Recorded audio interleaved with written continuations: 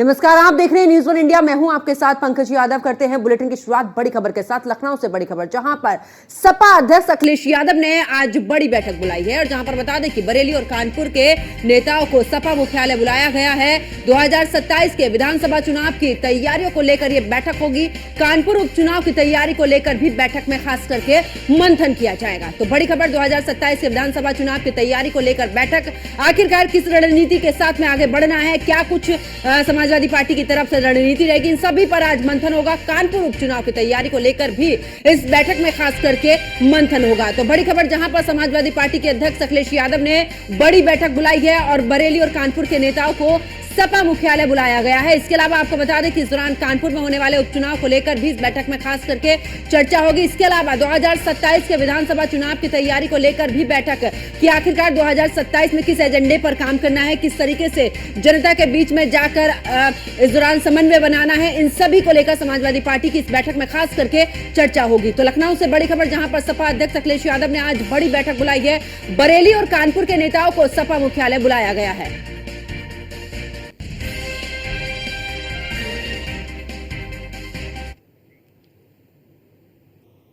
और ज्यादा जानकारी के लिए हमारे संवाददाता एसके वाजपेयी हमारे साथ में लाइव जुड़ चुके हैं। एसके, समाजवादी पार्टी की आज बड़ी बैठक होने जा रही, खास करके 2027 के अगर चुनाव की बात करें उसको लेकर चर्चा, क्योंकि कानपुर उपचुनाव भी है, ऐसे में इसको लेकर भी, यानी कि किस रणनीति के साथ में समाजवादी पार्टी इस बार चुनावी मैदान में उतरेगी, इसको लेकर क्या कुछ अपडेट?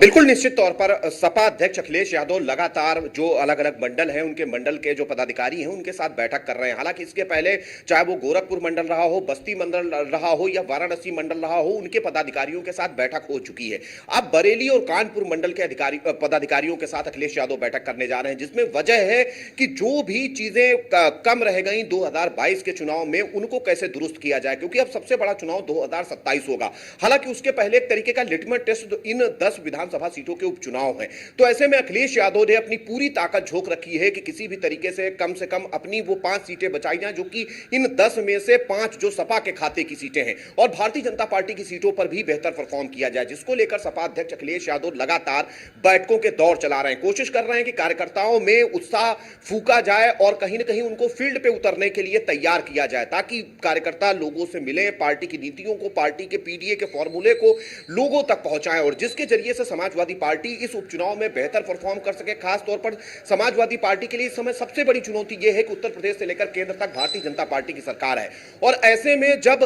उत्तर प्रदेश में उपचुनाव होने हो तो कहीं ना कहीं उपचुनाव में जब 5 सीटें समाजवादी पार्टी की हो, तो उन सीटों को बचाना और दूसरी सीटों पर जाकर बेहतर परफॉर्म करना कहीं ना कहीं एक चुनौती है। और सबसे बड़ी बात यह है कि अखिलेश यादव जिस तरीके से 2024 में कांग्रेस के साथ मिलकर परफॉर्म कर पाए हैं, उस परफॉर्मेंस को इस उपचुनाव से लेकर 2027 तक बरकरार रखने की भी चुनौती है। तो जिसको लेकर अखिलेश यादव लगातार पार्टी पदाधिकारियों के साथ बैठक कर रहे हैं, वहां की क्षेत्रों की जो जरूरतें हैं उनको समझने की कोशिश कर रहे हैं, पार्टी पदाधिकारियों कार्यकर्ताओं की दिक्कतें क्या हैं वो जानने की कोशिश कर रहे हैं। हालांकि कमोबेश ये सारी चीजें सभी पार्टियों में चल रही हैं, लेकिन उत्तर प्रदेश में अगर हम देखेंगे तो भारतीय जनता पार्टी के सामने अगर दूसरा कोई सबसे बड़ा विपक्षी दल है तो वो समाजवादी पार्टी है। तो ऐसे में समाजवादी पार्टी एक रणनीति के तहत आगे बढ़ रही है और कोशिश कर रही है कि उस रणनीति को अपने सभी पदाधिकारियों को मंडलवार बैठ के करके उनको बताया जाए, उनको बताया जाए लोगों के बीच कैसे जाए। भारतीय जनता पार्टी जहां एक तरफ बड़ा सदस्यता अभियान चला रही है, सभी वर्गों को साथ लेने पर काम कर रही है, तो ऐसे में समाजवादी पार्टी कैसे अपनी रणनीति के तहत आगे बढ़े, कैसे पदाधिकारियों तक अपने मैसेज को पहुंचाए, कैसे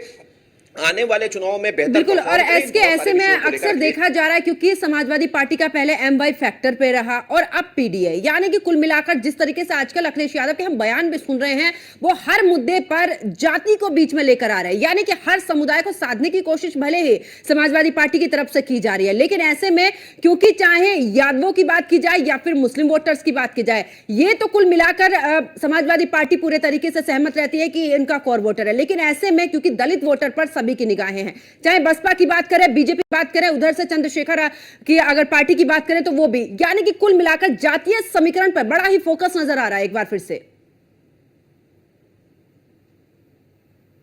देखेंगे तो समाजवादी पार्टी मुस्लिम और यादव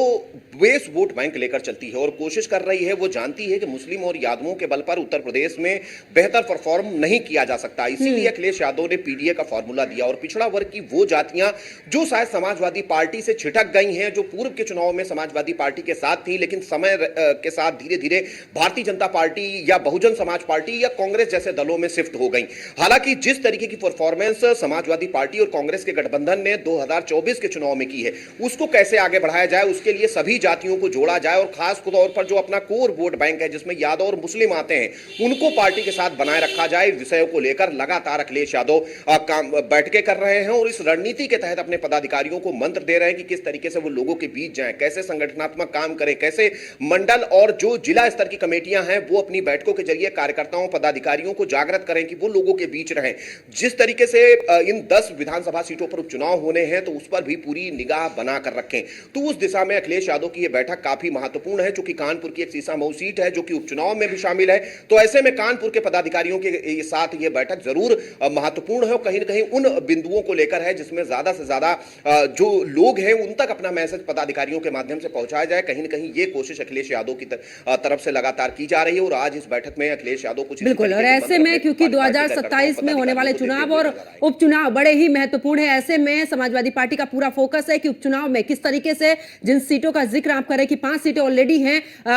सपा समाजवादी पार्टी के पास में, उनको कैसे बचाना और कुल मिलाकर 10 सीटों का जिस तरीके से दावा ठोक रही समाजवादी पार्टी, ऐसे में देखना होगा कि आखिरकार इस बार क्या किस रणनीति के साथ में समाजवादी पार्टी सामने नजर आती है। बहुत बहुत शुक्रिया एसके वाजपेयी हमारे साथ जुड़ने के लिए, तमाम जानकारी साझा करने के लिए। तो आज समाजवादी पार्टी बैठक करेगी और इस बैठक में खास करके आपको बता दें कि कानपुर में होने वाले उपचुनाव को लेकर भी मंथन और इसके अलावा 2027 में होने वाले विधानसभा चुनाव को लेकर समाजवादी पार्टी अभी से ही पूरी तैयारी में नजर आ रही है और एक्टिव मोड में नजर आ रहे हैं अखिलेश यादव। ऐसे में उनका पूरी तरीके से यह भी कोशिश है कि किस तरीके से हर जाति हर समुदाय को साधने की कोशिश की जाए और लगातार हमलावर भी नजर आ रहे हैं अखिलेश यादव।